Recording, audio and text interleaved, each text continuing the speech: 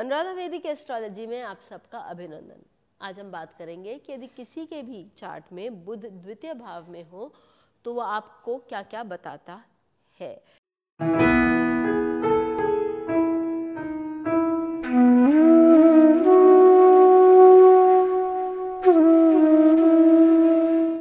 लेकिन उससे पहले आप सबका धन्यवाद कि आपने हमारे YouTube और Spotify चैनल्स को लाइक किया, आपने हमें सब्सक्राइब किया, और यदि आपने हमें सब्सक्राइब नहीं किया है तो याद से कीजिए और बेल आइकन भी याद से दबाइए ताकि आपको अपडेट्स निरंतर मिलते रहे। कमेंट्स करना ना भूलें। बात करते हैं, यदि बुध सेकंड हाउस में विद्यमान है, ऐसी स्थिति में बहुत सारी चीज़ें होती हैं। पहले हम सेकंड हाउस के बारे में और बुध के बारे में जान लेते हैं। द्वितीय भाव जो है वो आपकी विद्या के बारे में बताता है, आपको जो अपने परिवार वालों से संस्कार मिले हैं उनके बारे में बताता है, धन संपत्ति के बारे में बताता है, और ये बताता है कि व्यक्ति जो है वो किस हिसाब से पढ़ाई कर सकता है। और बुध जो है वो कुमार है, वो पढ़ना चाहता है। बुध यदि स्ट्रॉन्ग हो चार्ट में तो व्यक्ति बहुत सारे नॉलेज गेन करने के लिए सक्षम है।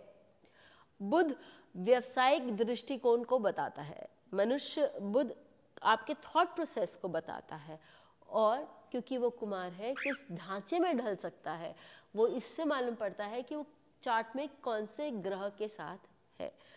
अमूमन आप देखेंगे कि बुध जो है वो सूर्य और शुक्र के साथ घूमते हैं, क्योंकि उनके आपस की जो दूरी है बुध और सूर्य की वो 28 डिग्री से ज़्यादा नहीं हो सकती है।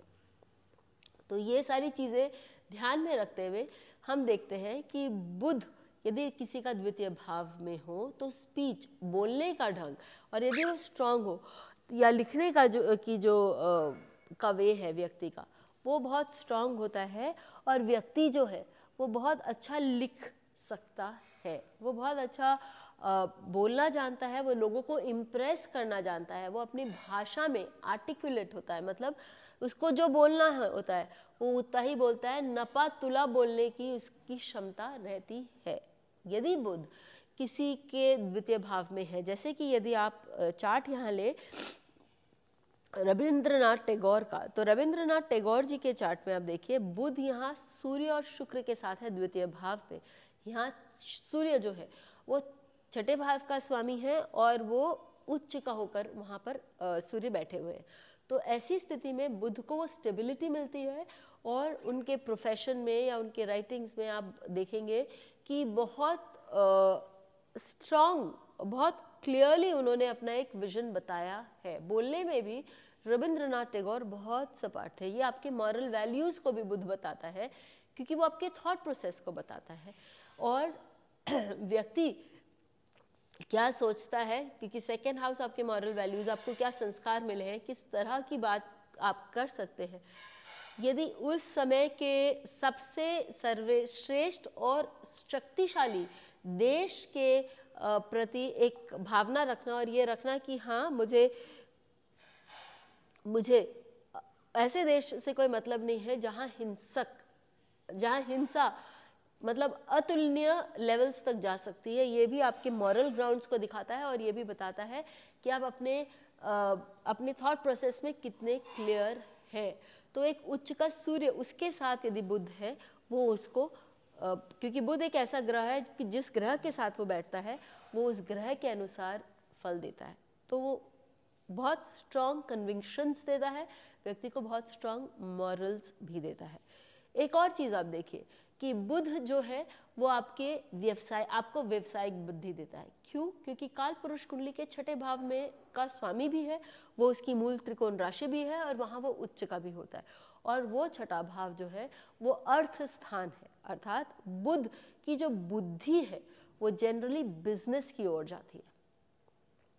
बुध आपको ज्ञान देता है, ये मैंने पहले भी बोला था, वो बहुत तरह के ज्ञान देता है। लेकिन यदि बुध आपका सेकेंड हाउस जो कि एक अर्थ का भाव है, चाहे वो आपका आपकी ऋषभ राशि हो या आपकी मकर राशि हो या फिर आपकी कन्या राशि हो, उससे सेकेंड हाउस में वो बुध एसोसिएट होता है, तो ऐसी स्थिति में वो व्यक्ति को एक व्यावसायिक दृष्टिकोण देता है, बुद्धि देता है, और ऐसे लोग जो होते हैं वो अपने विचारों में, अपने प्रॉफिट एंड लॉस सोचने में बहुत क्लियर होते हैं, और केवल व्यवसाय में प्रॉफिट एंड लॉस नहीं, अपने जीवन में उनको किस चीज़ से हानि होगी और किस चीज़ से उनको लाभ होगा, ये चीज़ वो अच्छे से समझ सकते हैं। उनका दृष्टिकोण बहुत क्लियर होता है। बुध आपको नॉलेज देता है, और नॉलेज डिपेंड करेगा कि वो बुध अगेन कौन सी राशि में बैठा है। यदि बुध नीच का होकर भी जल तत्व की राशि में नीच का हुआ और सेकेंड हाउस में बैठा है, तो वो आपको व्यवसायिक दृष्टिकोण कम देगा, दूसरों की भले करने की ज़्यादा वो बुद्धि देगा, क्या रिसर्च ओरिएंटेशन विदाउट ईगो वो आपको दे देता है। यदि हम देखते हैं कि किसी का बुध सेकेंड हाउस में बैठा है, तो ऐसी स्थिति में आप देखेंगे कि ये बुध जो है, क्योंकि स्पेशली यदि यह चर राशि में चला गया या द्विस्वभाव राशि में चला गया, तो फ्लक्चुएशंस दे सकता है। किस चीज़ में फ्लक्चुएशन दे सकता है? आपके धन में, आपके एजुकेशन में, आपके थॉट प्रोसेस में, क्योंकि ये चर राशि जो है वो भी मूवेबल है, बुध बहुत जल्दी ट्रांजिट करते हैं, तो इन सब क्राइटेरियाज को मिलाकर हम देखते हैं कि वो बुध जो है वो आपको फास्टनेस दे सकता है या आपको फ्लक्चुएशंस दे सकता है। एक चार्ट और ले लेते हैं भारती सिंह का, उनका भी यही कॉम्बिनेशन है। उनका जो कॉम्बिनेशन है सूर्य, बुध और शुक्र सेकेंड हाउस में, लेकिन वो सेकेंड हाउस कौन सा हो गया? बुध की स्व राशि यानी कि मिथुन राशि हो गई, और यहाँ पर लग्नेश के साथ बुध विद्यमान है। तो ये बताते हैं कि वो व्यक्ति जो है वो धनार्जन अपने बलबूते पे करने में सक्षम है, और वो सेल्फ मेड पर्सनालिटी है। फोर्थ लॉर्ड के साथ बुध आ गया, यानी कनेक्टिव, अपने स्पीच के कारण व्यक्ति मासेस के साथ कनेक्ट कर सकता है। सिक्स्थ लॉर्ड के साथ बुध आ गया, यानी मेहनत और संघर्ष व्यक्ति के जीवन में स्ट्रांगली एट्रीब्यूटेड है या लिखा हुआ है। तो और बुध खुद द्वितीय और पंचम भाव का स्वामी है, तो ऐसे लोग जो है उनकी जो स्पीच है वो बहुत विटी होगी, बोलने में बहुत स्ट्रांग होंगे और दिमाग बहुत फास्ट चलेगा। लेकिन और वो तेल और तेल की धार देखेंगे, क्योंकि वो द्विस्वभाव राशि में है, तो सिचुएशन के अनुसार वो अपना रुख बदल सकते हैं या रुख बदल सकने में बहुत कामयाब होंगे।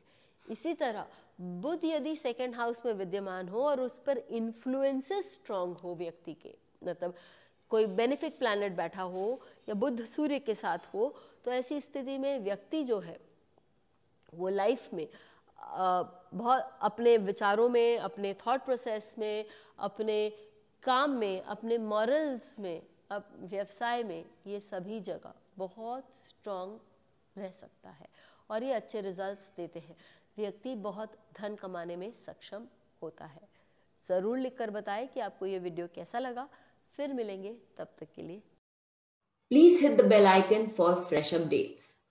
Don't forget to like, share and comment on the videos, and please subscribe to our channel.